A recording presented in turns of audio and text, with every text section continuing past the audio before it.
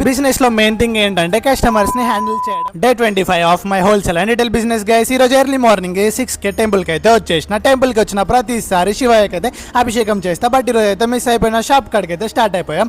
Daily 10 kilometres up and down. Shop కాడికి అయితే reach అయిపోయాం. లెట్స్ ఈ రోజు సేల్స్ ఎలా ఉంటాయో.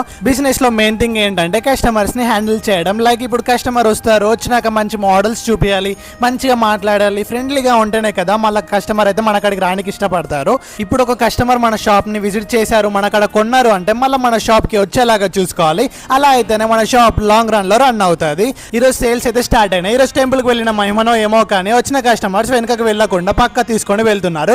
మన రీల్స్ ఎక్కువ యూత్ కి రీచ్ అవుతుంది కాబట్టి ఎక్కువ ఫ్లిప్ ఫ్లాప్స్ లో మోడల్స్ అడుగుతున్నారు. డెఫినెట్లీ మంచి మంచి మోడల్స్ అయితే తెప్పిస్తా.